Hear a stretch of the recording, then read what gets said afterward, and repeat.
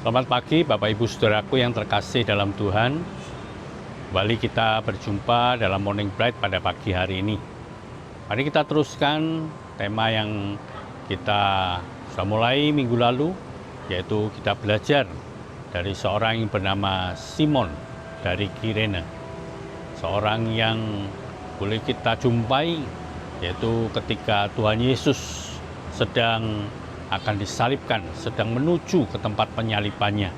Dan Simon dari Kirene ini akhirnya menggantikan Tuhan Yesus untuk memikul salib sampai di Bukit Golgota. Nah, kita tahu bahwa Simon dari Kirene ini adalah seorang yang berasal dari Kirene, saya katakan minggu lalu ya, yaitu satu daerah di Afrika Utara yang sangat jauh tempatnya dari Yerusalem.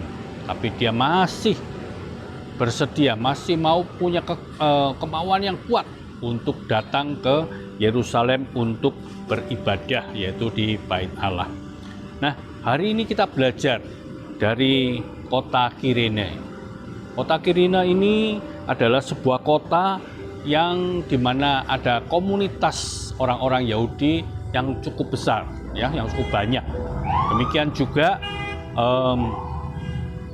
kota Kirene ini sebenarnya juga adalah kota yang cukup penting di zaman Perjanjian Baru, ya, merupakan satu kota di mana perdagangan sangat maju dan itu merupakan tempat di mana orang boleh melintas dari timur ke barat, dari utara ke selatan, dan itu adalah tempat yang sangat ramai sekali dan sangat penting bagi baik itu di dalam masalah-masalah ekonomi, bisnis, kemudian juga budayaan, politik, dan seterusnya ya. Nah, kenapa kita perlu belajar dari kota Kirene? Karena dari kota Kirene ini yang saya katakan ada begitu banyak komunitas orang Kristen ini, sebenarnya cukup banyak dicatat di dalam Alkitab. Ya, coba perhatikan di dalam Kisah Para Rasul pasal 6, ya. Kisah Para Rasul pasal 6 mulai ayat yang ke-8 dan 9. Nah, itu menceritakan tentang seorang murid Tuhan Yesus yang bernama Stefanus yang memiliki karunia yang begitu banyak dan juga bisa mengadakan mujizat-mujizat, tanda-tanda di antara orang-orang banyak ya di dalam Kisah Para Rasul pasal 6 ayat 8. Tetapi di dalam ayat yang ke-9 dikatakan bahwa ada orang-orang dari jemaat Yahudi yang disebut jemaat orang Libertini ya. Itu adalah apa? Adalah anggota-anggota jemaat dari orang-orang dari Kirene dan dari Alexandria ya, dari kota-kota ini. Nah, mereka ini bersama dengan beberapa orang Yahudi dari Kilikia dan dari Asia, mereka ini bersoal jawab dengan Stefanus. Maksudnya mereka menyerang Stefanus.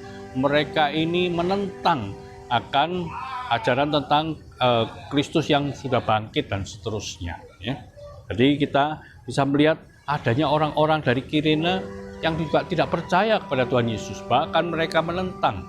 Mereka juga persoalkan dengan Stefanus yang mengajarkan akan hal itu.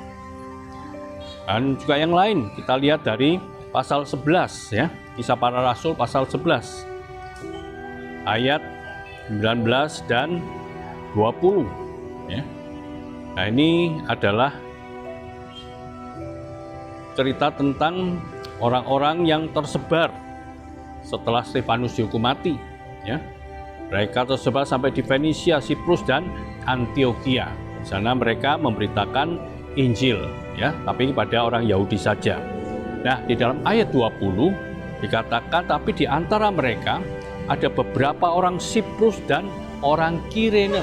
Sekali lagi disebutkan ya, orang-orang Kirene, ya, yang tiba di Antioquia dan berkata-kata juga pada orang-orang Yunani dan memberitakan Injil bahwa Yesus adalah Tuhan. Artinya apa?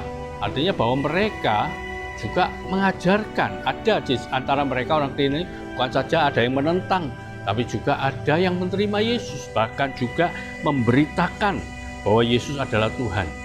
Karena pada waktu itu kalau memberitakan Yesus sebagai Tuhan itu dianggap sesat, dianggap bidat, dianggap orang-orang yang sudah menentang akan jalan keselamatan. Ya, nah, sebetulnya di sini ada dua pihak yang sangat keras sekali.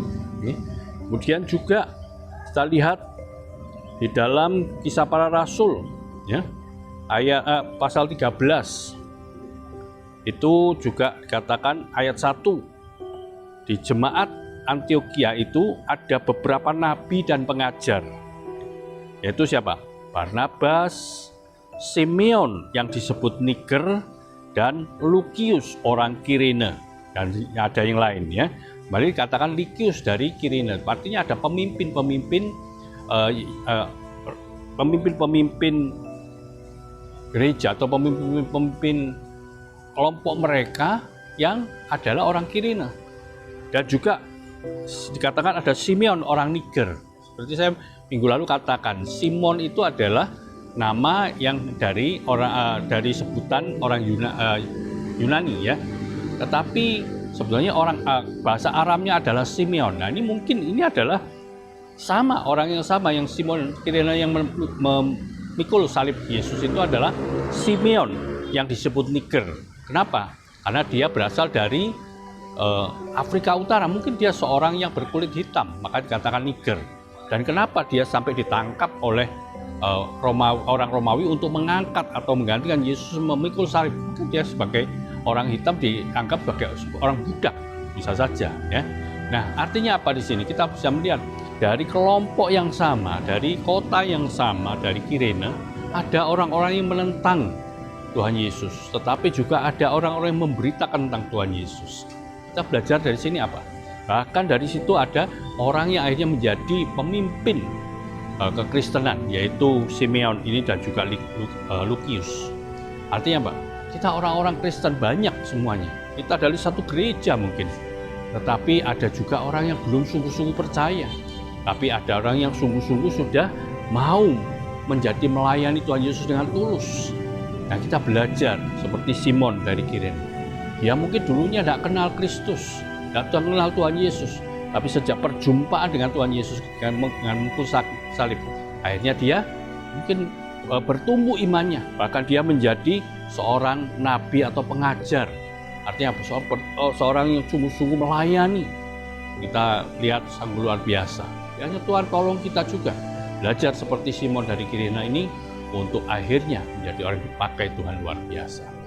Tuhan memberkati kita semuanya. Amin. Morning bright, let your light be bright in Christ.